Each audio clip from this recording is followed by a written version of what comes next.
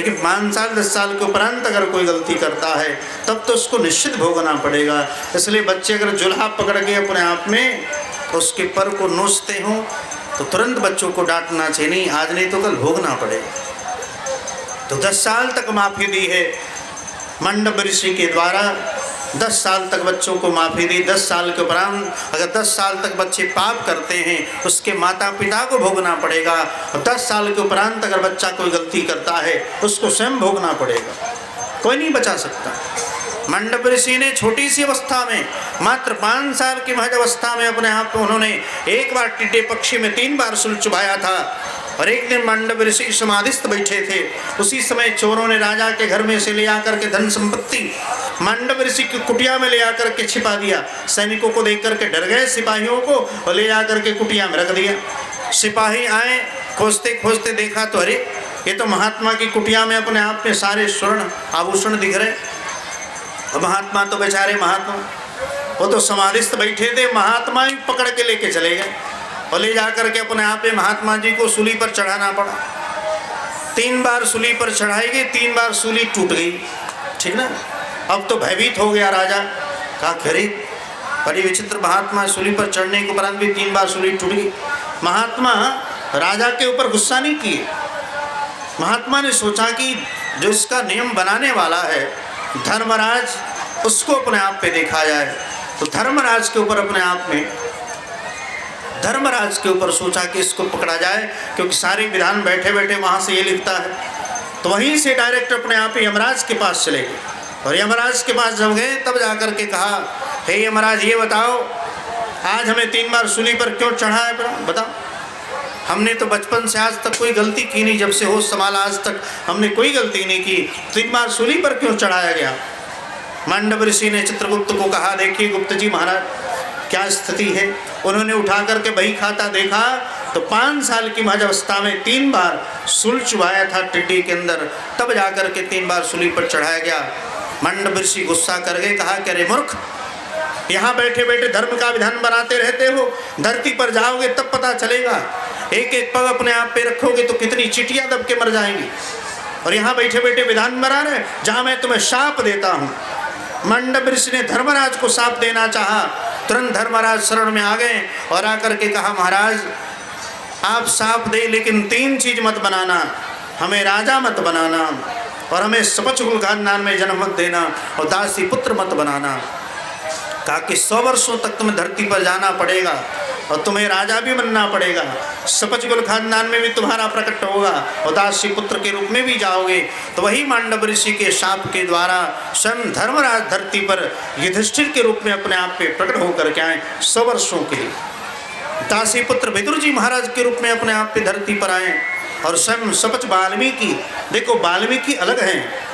कितने लोग कहते हैं वाल्मीकि जी महाराज जिन्होंने वाल्मीकि रामायण लिखा, उस वाल्मीकि को लोग कह देते ये तो सपच वाल्मीकि थे। नहीं, वो वाल्मीकि प्रचेतस वाल्मीकि थे, ठीक ना। वो प्रचेतस वाल्मीकि, प्रचेताओं में से एक वाल्मीकि जी महाराज वो प्रचेतस वाल्मीकि कहलाए हैं। ये सपच वाल्मीकि अलग हैं, जो राजसू यज्ञ में, युधिष्ठिर के राजसू यज्ञ में जब घंटा नहीं बजा भोजन भंडारा होने के उपरांत, और एक बाबा अपने आप पे रह गए थे, भोजन नहीं किया था, भगवान ने कहा कि भैया कोई ना कोई छूटा इसलिए घंटा नहीं बजा, यानी यज्ञ पूर्ण नहीं हुआ।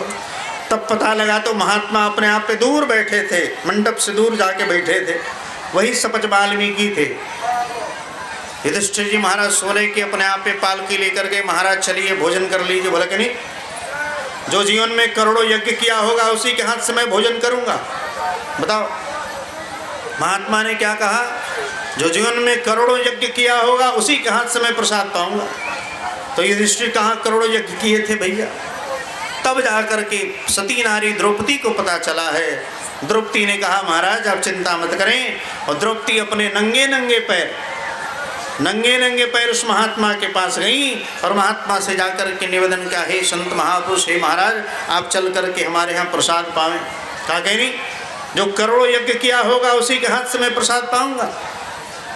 मैया पर स्वयं पार्वती के अंशावतार हैं द्रौपदी। द्रौपदी ने अपने आप पे स्वयं कहा आप चिंता मत करें, ये पार्वती की ही अंशावतार है, ठीक है। एक बार पार्वती से गलती हो गई, एक बार अपने आप पे हंसी मजाक में बैल बेचारा यानी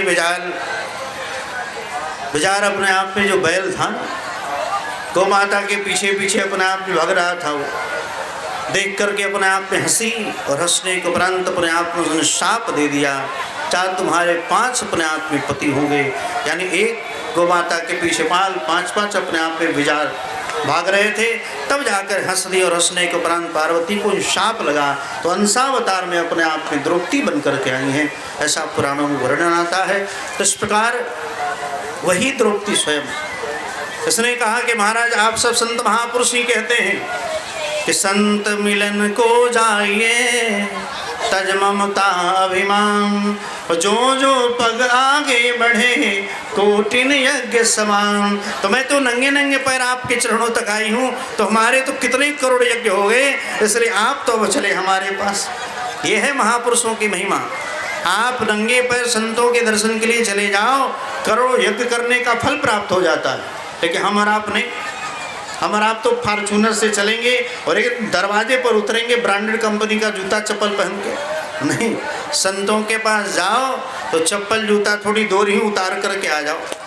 कितने लोग तो चप्पल सिरहाने लेके सोते हैं, कहीं चुरा मत लसन। एक जगह हम गए बाहर में कहीं कथा करने, तो वहाँ हमने देखा लोग पहले ही पॉलिथीन में चप्पल लेके रहते, भैया हमारी चप्पल मत गायब हो जाए, अपने अपने चप्पल के ऊपर बैठते बेचारे लोग वहाँ हैं। चप्पल ही भगवान हो जाता है, बताओ। नहीं, चप्पल में इतनी आसक्ति मत रखो। चप्पल जो लेकर के जाता भी है ना, तो समझो कि तुम्हारे दुष्प्रारब्ध को लेकर के गया हो। जीवन के जो दुष्प्रारब्ध है वो चले गए, अब आपका प्रारब्ध अपने आप पे पुरुषार्थ के रूप में प्रकट होने वाला है। इसलिए चप्पल चोरी करने वाले वो आपका पाप अपने घर लेके गए। कितने लोग चप्पल चुराने के लिए स्पेशल आते हैं कि चलो चलो स्वामी जी आयल बानी तो 2-4 को चप्पल चुराई नहीं, जो ने 6 महीना चली हमार है। नहीं, संत महात्मा जहाँ बैठते हैं, ऐसे तो बक्सर तीर्थ क्षेत्र है ही, लेकिन संत जहाँ बैठ जाएं वो तीर्थ क्षेत्र हो जाता है। और तीर्थ क्षेत्र में कदम पापम वज्रलेखो भविष्यति, तीर्थ क्षेत्र में अगर पाप करोगे तो वज्रलेख हो जाएगा। आज यहाँ चप्पल चुराए हो ना, वहाँ जाकर के निश्चित भोगना पड़ेगा। जैसे आप कितने भी धर्मात्मा हो और आपका बेटा अगर विकलांग हो गया तो हम आप कहते हैं कि हम इतना पूजा पाठ करते हमारा बेटा लंगड़ा हो गया, लूला हो गया। नहीं, ये सब पूर्वजन्म का प्रारब्ध है। कर्म विभाग शास्त्र के अनुसार जिसने हिरणों की हत्या किया हो वही नरक भोगने के उपरांत धरती पर आता है और सुंदर शरीर होगा लेकिन अपने आप पे विकलांग हो जाएगा। समझना चाहिए पूर्वजन्म में जिसने हिरणों की हत्या किया हो वही नरक भोगने के उपरांत धरती पर आता है, वही विकलांग हो जाता है। हम कितना भी पूजा पाठ करते रहे, दवा दुआ करते, ठीक नहीं होगा। कितने भी बाबा आकर के सीधा करते नहीं होगा। काहे? क्योंकि भगवान ने दिया है। 2 प्रकार के भोग होते हैं, एक भोग होता है और एक भोग रोग होता है, ठीक ना। भोग रोग अगर होगा, किसी कारणवश अपने आप पे रोग हो गया, वो तो दवा दुआ से मार्जन हो जाता है। लेकिन भोग रोग भगवान का दिया हुआ है, उसको कोई ठीक नहीं कर सकता। न हम ठीक कर सकते हैं, न डॉक्टर ठीक कर सकता है, कोई नहीं ठीक कर सकता। लेकिन वही अगर रोग हो तो दवा दुआ से अपने आप में मार्जन हो जाता है, संतों की कृपा से मार्जन हो जाता है, गंगा मैया की कृपा से मार्जन हो जाता है। कितने लोग अपने आप पे हैं, बगल में गंगा मैया और हम आप डॉक्टर के पास जाते, वाह। हम तो बचपन से आज तक कभी डॉक्टर का मुंह नहीं देखे, बता। मैंने मुंह तो देखते हैं लेकिन डॉक्टर की दवा का मुंह नहीं देखा। कुछ हो भी जाए तो गंगा मैया के आश्रय में चले जाते, गंगा मैया में जाकर के गोता लगाई लेते, सारे रोग ठीक हो जाते, ठीक है। आप भी जाओ, आप भी गंगा का आश्रय उसी भाव से अपने आप में लो। आपके अंदर न कैंसर रह जाएगा, न टीबी रह जाएगा, कोई रोग नहीं रह जाएगा भाई। हाँ, लेकिन विश्वासपूर्ण होना चाहिए। उसको देखो, गंगा को देखो तो साधारण मत समझो कि साधारण जल दिख रहा नहीं। या वै लछश्री तुलसी विमिश्र कृष्णांग्रिरण्व बधुकामुनेत्री पुनातिलोकानुवयत्र शेषां कस्ता न सेवे तमरिश्रमाण। कहते कौन ऐसा मरने वाला मनुष्य हो जो गंगा का आश्रय नहीं लेता होगा। गंगा में इतनी पावर है।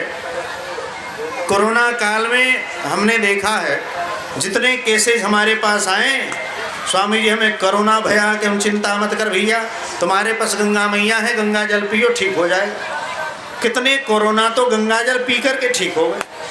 और मीडिया वालों ने इतना भड़का दिया, कितने लोग गंगा नहाना बंद कर दिया कि पानी में ही कोरोना फैल गया। अरे भैया, साधारण पानी में कोरोना फैल सकता है, गंगा मैया में कभी कोरोना फोरोना नहीं फैल सकता।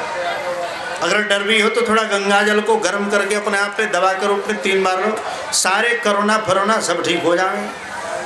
ऐसी अद्भुत शक्ति है अपने आप पे गंगा मैया, जो सगर के 60,000 पुत्रों का अस्थि मात्र भी नहीं बचाता है, सोचो। और स्पर्श मात्र करते ही दिव्य लोक को चले गए हैं। गंगा की साधारण महिमा है क्या? नहीं, अपरिमित महिमा, जिसकी कोई महिमा, अद्भुत महिमा है। गंगा की बड़ी दिव्य महिमा है, जिसको कोई अपने आप में नहीं जान सकता, न समझ सकता है। हमने तो जाना भी है और समझा भी है। हमारे पास कोई केस भी आ जाते ना, तो उस गंगा जा गंगा नहाए ले, 3 बार आचमन कर ले, 3 बार पानी पी ले, ठीक हो जाओ। बताओ, आपको भी अपने आप में कितने लोग आते, स्वामी जी ये ठीक हो जा, वो ठीक हो जा, कुछ करने की आवश्यकता नहीं, सबके लिए मंत्र बता दे रहे आराम से, ठीक ना। ओम शिवाय नारायण गंगाद्य नमः, ये दिव्य मंत्र है, ठीक ना। ओम शिवाय नारायण गंगाद्य नमः, ये दिव्य मंत्र है। इस मंत्र का स्मरण करके गंगा में अपने आप पे 3 बार आप डुबकी लगावें, और 3 बार डुबकी लगाने के उपरांत अगर आपको संतान की प्राप्ति चाहिए, शुगर है, कैंसर है, टीबी हो, कुछ भी हो, बस आप जावें और गंगा मैया से बस निवेदन कर देना, स्वामी जी ने भेजा है हमें, और जा कर के 3 बार डुबकी लगा करके शिवाय नारायण गंगाद्य नमः 3 बार डुबकी लगावें। तदुपरांत मन में जो भी कामना उसका स्मरण करते हुए बस 3 बार आप जल पी लें, सारे अपने आप पे रोग की निवारण हो जाएगी। आपको बेटा मांगने के लिए हमारे पास नहीं आना पड़ेगा, आप वहीं जा कर के कह दोगे, ठीक हो जाएगा। आपके कैंसर, शुगर, दुनिया जहां जितने बड़े बड़े खतरनाक रोग हों, सब जाके ठीक हो, लेकिन बताना पड़ेगा कि हमने भेजा है। ऐसे तो सारी दुनिया गंगा नहा रही है, तो सबका थोड़ी ठीक होगा, जाके बताना पड़ेगा कि स्वामी जी ने भेजा है, और तब आप 3 बार आप जल पी करके देखो, अद्भुत चमत्कार आपके सामने स्वयं प्रकट होगा, ठीक है ना। उसके लिए कहने की और समझने की आवश्यकता नहीं। इसलिए मनुष्य के अंदर सारे गुण हैं, क्योंकि ईश्वर अंश जीव अविनाशी, ईश्वर अंश जीव अविनाशी, समहमन आप उसी परमात्मा के अंश से आए हुए हैं। लेकिन जैसे भगवान मंगल के भवन परमात्मा हैं, हमारा आप अमंगल के हरण करने वाले भगवान हैं, तो हमारा आप दिन भर अमंगल करने वाले कैसे हो गए? सोचो, वो पावर हमारा आपके अंदर भी है, लेकिन उसको जागृत करना पड़ेगा, उसके लिए थोड़ा तप करना पड़ेगा। आप सब गृहस्थ आश्रम में खेती, नौकरी, व्यापारी सब कुछ करते रहो, ये नहीं कहा गया कि घर द्वार छोड़ करके जंगल में चले जाओ, घर द्वार छोड़ करके राम राम करते रहो, नहीं।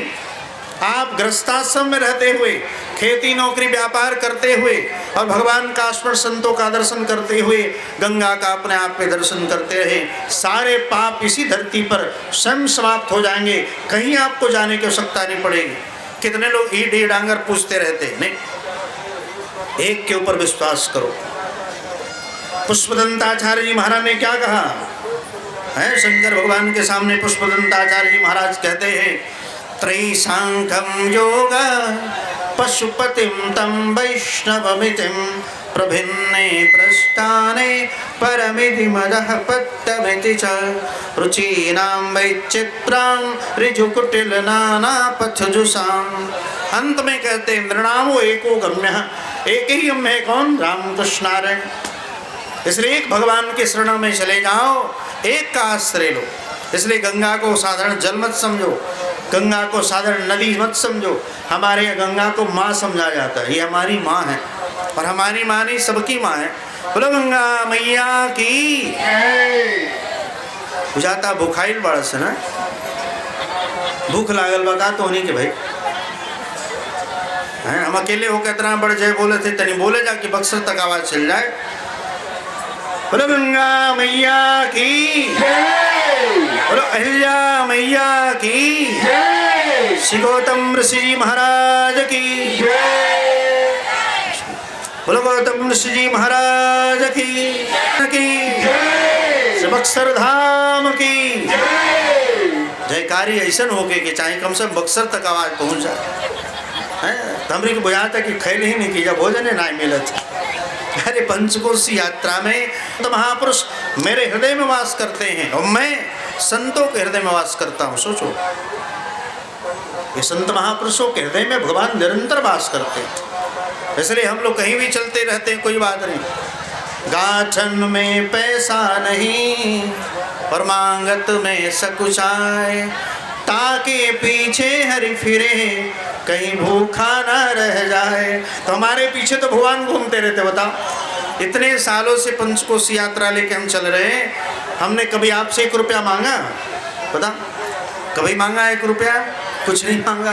लेकिन सबके भोजन पानी रहने की व्यवस्था कौन चला रहा है? उसी का नाम परमात्मा है, जो चींटी से लेके हाथ के परम तक का पूरी पोषण की व्यवस्था करता है, उसी का नाम भगवान है। और वो भगवान, उनकी शिक्षा स्थली हमारा बक्सर, ठीक है ना, उन्हीं राम की आप सब जानते ही हैं, सबको याद होगा। अजगर करे न चाकरी, पंछी करे न काम, दास मलुका यूं कहे सबके दाता राम। कि राम झरोखे बैठ के सबका मुजरा ले, जाकी जैसी चाकरी वाको वैसा दे। क्यों? क्योंकि नाम विशंबर विश्व जियावे। नाम विशंबर है, सारे विश्व का भरण पोषण करते।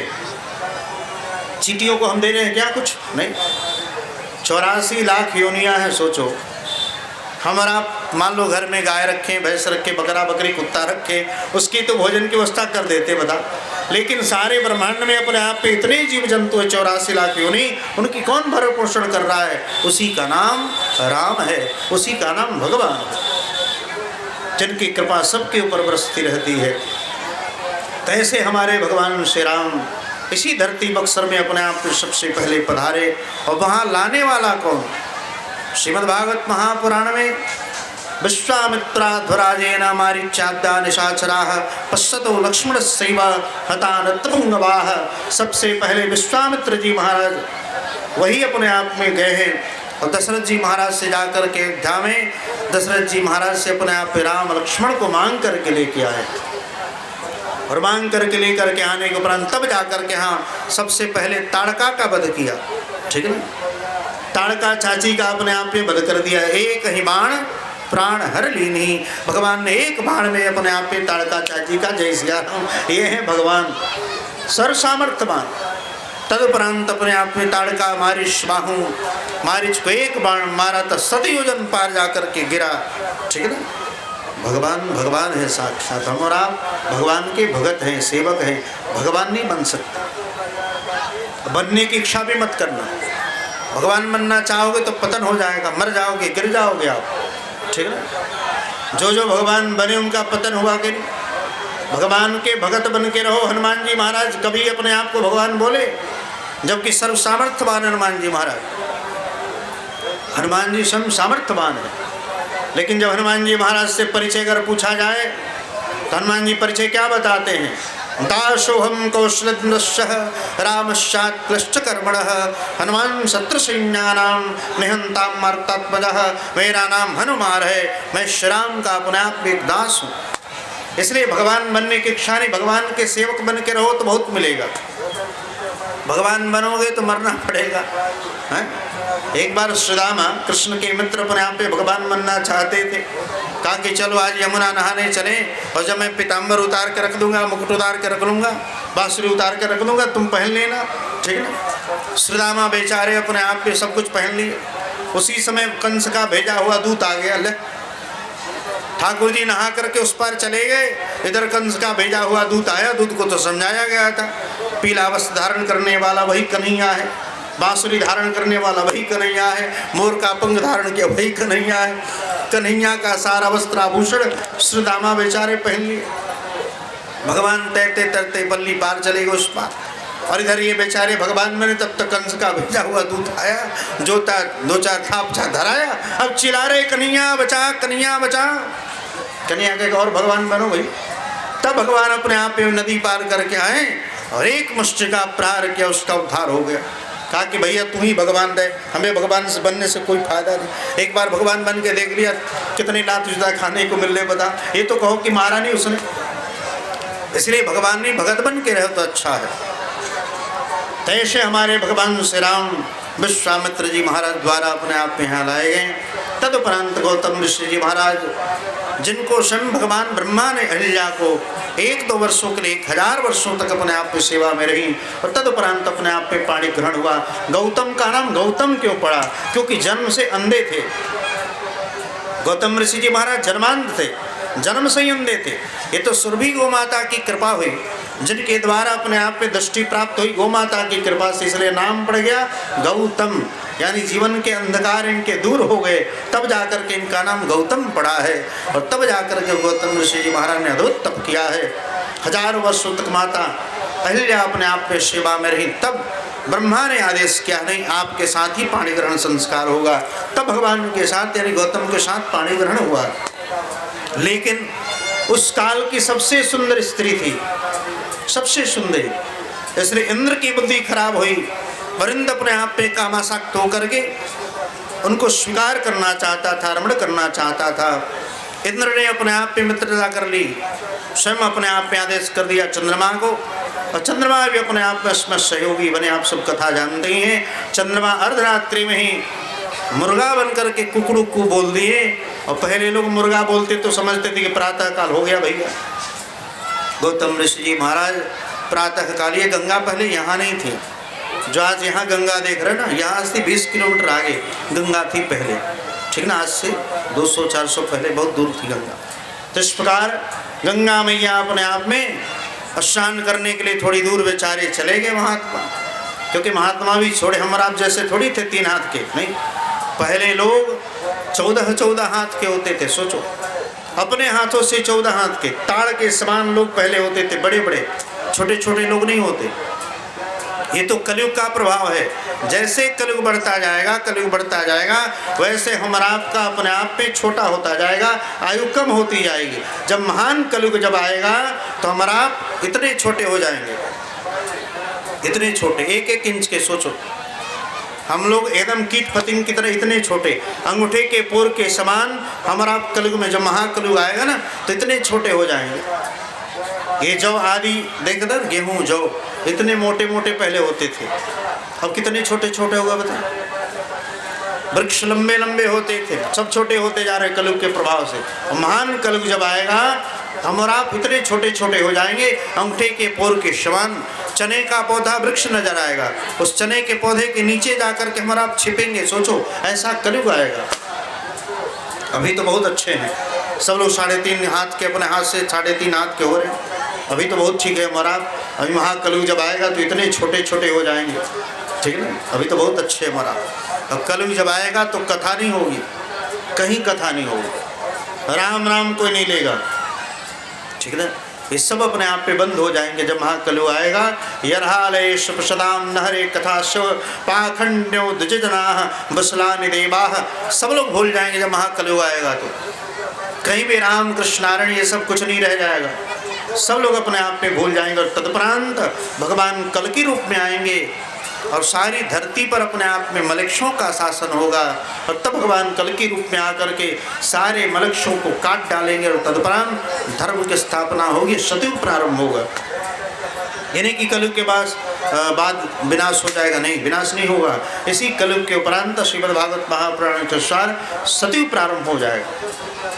तो उस काल की सबसे सुंदर स्त्री अपने आप में अहिल्या थी।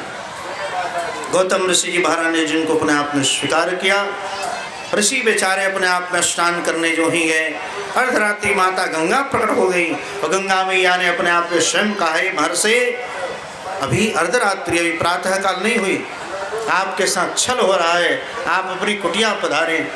और जो ही इधर गंगा स्नान करने के लिए आए, वहाँ इंद्र अपने आप में गौतम ऋषि का रूप धारण करके कुटिया के बाहर से ही पुकारने लगा, अरे देवी अहिल्या, अरे देवी अहिल्या। अहिल्या ने अपने आप में सोचा कि अरे पति अभी हमारे स्नान करने के इतने जल्दी कैसे आ गया स्नान करके। भाई समझ गई कि अपने आप में कोई कपट ऋषि है। देखा तो गौतम ऋषि का रूप धारण के हुए अपने आप में इंद्र था, ऋषि पत्नी है। तुरंत समझ गई कोई साधारण है, ये कोई साधारण नहीं, कोई बहुरूपिया है। तब समझ गए और समझ करके कहा, कौन हो तुम, अपना परिचय आप बतावें। वो काहे को बताने जाए भैया, वो तो अहिल्या अहिल्या पुकारने लगा। उनकी पुत्री अंजनी बगल में ही अपने आप में विश्राम कर रही थी।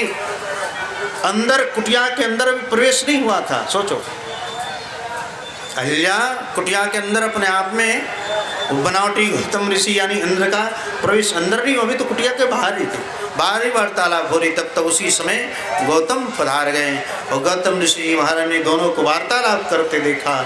उन्होंने ना सोचा, कभी कभी देखने के उपरांत भी सत्य घटना भी असत्य हो जाती है। देखने में लगता है कि ऐसा हो रहा है, लेकिन वहाँ आप देख रहे हो कि ऐसा हो रहा है, लेकिन वो सत्य नहीं है, ठीक ना। देखने में आपको लग रहा है कि नहीं हमारे सामने ऐसा हो रहा है, नहीं। कभी कभी देखी हुई चीज़ भी अपने आप में सत्य हो जाती है, झूठ हो जाती है। इसलिए देखे हुए चीज़ पर भी अपने आप में हमेशा विश्वास नहीं करना चाहिए। श्रवणस्य विभेदेन, सुनने में भी भेद हो जाता है। हमारा आप सुनते कुछ और समझते कुछ और। उसी प्रकार गौतम ऋषि जी ने आओ देखा न ताओ, बिना सोचे समझे अपने आप में माता अहिल्या ने कहा, अरे पुत्री तूने तो देखा था ना हमारे साथ क्या बात हो रही थी, तू तो बता गौतम ऋषि को। वो भी कुछ नहीं, गुमसुम चुपचाप रह गई। और उसने कहा कि हाँ हाँ ये तो बात कर ही रही थी। वो बस इतना ही कहा, तब तक अपने आप में शाप के उद्यत हो गए और तुरंत माता अहिल्या को शाप दे दिया, अरे मूढ़ जातु शिला पत्थर हो जा। मैया अपने आप में शरण में आ गई, महाराज हमने तो कोई गलती नहीं की थी और आपने हमें शाप दे दिया। तब जाकर के जो ही शरण में आई, इंद्र को भी शाप दिया, अरे ऊंच निवास नीच कर तो थी, इतने ऊंचाई पर रहने के उपरांत ऐसी छोटी बुद्धि तुम्हारी, बता मानवीय बुद्धि तुम्हारी हो गई, जिनके अंदर काम क्रोध लोभ में विराजमान है। जा मैं शाप देता हूँ, तुम्हारे अपने आप में पूरे शरीर में ही भग छिद्र हो जाए। वही अपने आप में सारे शरीर में छिद्र हो गए, अपने आप इंद्र के पूरे शरीर में छिद्र हो गए। और ताक माता अहिल्या ने अंजनी को शाप दिया, अपनी पुत्री को भी शाप दिया, जैसे मैं कलंकित हुई हूँ इसी प्रकार तुम्हें भी कलंक का सामना करना पड़ेगा। ये माता अहिल्या ने अपने आप को शाप दिया है। इस प्रकार अपने आप में गौतम ऋषि जी महाराज तपस्या में लगे और इन स्वयं जो मुर्गा बन करके अपने आप पे बोला था, चंद्रमा को मृग चर्म से अपने आप पे मारा, आज तक चंद्रमा के ऊपर दाग लगी है। सोचो, इसी धरती पर अपने एक मृग चर्म अपने आप में मारा, आज तक चंद्रमा के ऊपर दागी पड़ी हुई। ऐसे सामर्थ्यवान ऋषियों की तपस्वी हमारा सिद्धाश्रम बक्सर रहा है, जहाँ अनेक महापुरुषों के अपने आप ऐसा पावर जो देवराज इंद्र आदि को भी शाप देने का समर्थ रखते हैं। और दुनिया की बात छोड़ो भैया, स्वयं जगत के पति नारायण भगवान से माँ करके विश्वामित्र जी महाराज की चरणों की सेवा करते हैं, चरण दबाते हैं। बताओ, इसी बक्सर में विश्वामित्र जी महाराज के चरणों की सेवा करते हैं। राम लक्ष्मण जी महाराज दोनों भाई रात रात भर चरण दबाते। ये भगवान की गुरुस्थली है, जहाँ राम ने शिक्षा पाई, विश्वामित्र की यज्ञ कराई, दुष्टों का दलन किया है, तब संतों ने भजन किया है। यह धाम है बक्सर प्यारा, गंगा पुत्र का जन्मधारा, जो नारायण के प्यारे, गंगा मैया के हैं वो दुलारे। मन सीताराम सीताराम रटले, तेरे संकट जाएंगे कटले। मन सीताराम सीताराम रटले, तेरे संकट जाएंगे कटले। तू बक्सर पंचकोशी कर ले, तेरे संकट जाएंगे कटले। तू बक्सर पंचकोशी कर ले, तेरे संकट जाएंगे कटले। ऐसा ये दिव्य हमारा बक्सर है, जहाँ राम ने शिक्षा पाई। भगवान राम को अपने आप में 53 विद्याएं प्रदान की है। विश्वामित्र जी महाराज ने 2 ऐसी विद्या प्रदान की, बला अति बला नामक विद्या प्रदान की। तो वही भगवान विश्वामित्र जी महाराज जब लेकर के अपने आप में आए हैं राम लक्ष्मण को, और आकर के जब देखा तो पूरा जगह अपने आप में जो स्थली है ना, बड़ी सुनासाना। मानस के अनुसार अपने आप में तुलसीदास जी महाराज स्वयं निवेदन करते हैं, आश्रम एक दीख मग माही, खग मृग जीव जंतु तह नाही। जहाँ कोई जीव जंतु अपने आप पे नहीं थे, ऐसा सुना सा आश्रम। जब शिला के ऊपर ध्यान गई तो इन्होंने कथा सुनाई, पूर्व की अपने जो हमने अभी कथा सुनाई ना, ये सारी कथा विश्वामित्र जी महाराज ने राम लक्ष्मण को सुनाई। और तब राम लक्ष्मण को अपने आप में आग्रह किया भगवान ने, विश्वामित्र जी महाराज ने अपने आप, क्योंकि आप जिसको भी लाना हो, ये कथा है क्या, सकल लोक जग पावनी गंगा। कथा गंगा को यहाँ लाने वाला कौन, भागीरथी को धरती पर लाने वाले कौन? भागीरथ जी महाराज। भागीरथी गंगा को भागीरथ ने ना, इसलिए भागीरथी कहलाई। तो धरती पर लाने वाले गंगा को संत महापुरुष ही हैं। ये सकल लोक जग पावनी गंगा, ये कथा रूपी गंगा भी यहाँ बह रही है। तो बताओ, हम लोग की कृपा से ही तो बह रही है ना। हम यहाँ आते ना आप सब कथा सुनते हैं। तो हम लोग आ रहे तभी तो आप सब चरित्र सुन रहे हैं ना। ये कथाएं एक ऐसी है जो आपको भगवान के धाम तक पहुँचाने वाली है। तब कथामृतम तप्तई वरम, धरती पर दूसरा कोई अमृत नहीं है, कथामृत ही अपने आप में श्रेष्ठ है। तो विश्वामित्र जो हमने भी कथा सुनाई, सारी कथा अपने आप को सुना दी कि गौतम नारी साप पशुपल दी नरधीर, चरण कमल रज चाहती कृपा करहु रघुवीर। स्वयं भगवान को अपने आप में आग्रह करते विश्वामित्र जी महाराज, हे रघुवीर, हे राघव, आप अपने चरण रज का प्रभाव दिखावें। भगवान ने पवन देव को आदेश किया है, क्योंकि मैया को, स्त्रियों को अपने आप में चरण से कैसे छुए भाई, क्षत्रिय है अपने आप में। और भी ऋषि पत्नी कोई साधारण है नहीं भाई, ऋषि पत्नी का स्पर्श चरण से कैसे, तो पवन देव को आदेश किया है। और भगवान ने जो ही चरण को उठाया है, पवन देव के प्रभाव से भगवान के चरणों के रज जो थे ना, हवा के प्रभाव से जो ही जाकर के शिला से स्पर्श हुआ, उसी समय माता अहल्या तुरंत देवी रूप में प्रकट हो गई। बोलो रामचंद्र भगवान की जय, श्री पतित पावन भगवान की जय। ऐसे देखते देखते मैया तुरंत शिला से अपने आप में प्रकट हो गई हैं। भगवान के चरण रज स्पर्श होते हैं। आज मन शाप जो गिन्ना अतिबल किन्ना, आज संत का श्राप भी अपने आप पे वरदान हो गया, नहीं तो भगवान का चरण रज कहाँ से प्राप्त होता। इसलिए ठाकुर जी ने जो ही स्पर्श किया है, और मैया अपने आप पे भगवान की स्तुति करते हुए पति लोक को अपने आप पे चली गई। जहाँ पति लोक था ना, उस लोक में अपने आप पे मैया का प्रादुर्भाव हुआ। ऐसे भगवान के चरण रज का ऐसा प्रभाव है, स्पर्श होते ही दिव्य लोक को चली गई। तो ठाकुर जी महाराज के चरण रज में इतना प्रभाव है, तो ठाकुर जी महाराज के चरणों से निकली गंगा में कितना प्रभाव होगा सोचो है। भगवान के चरणों से निकली गंगा मैया है। बावन भगवान, हमारे बक्सर के भगवान बावन हुए ना, बावन भगवान के चरणों से निकली हुई गंगा मैया है। इसलिए चरण रज में इतना प्रभाव है, तो भगवान के चरणामृत में कितना प्रभाव होगा। ये गंगा मैया कोई दूसरी नहीं, भगवान की चरणामृत है। इसलिए आज भी हमारे बक्सर के सामने से गंगा गुजरती है। इधर उधर से नहीं कि उत्तर प्रदेश चली जाए, बंगाल चली जाए, यहाँ से होकर के अपने आप पे बंगाल आ दी जाती। ऐसे हमारे बक्सर को छोड़ करके गंगा में नहीं जाती, क्योंकि यहीं से प्रादुर्भाव स्थल अपने आप पे भगवान वामन के चरणों से निकली गंगा है। इसलिए आज भी वामन भगवान के सामने से गंगा मैया अपने आप में गुजरती है।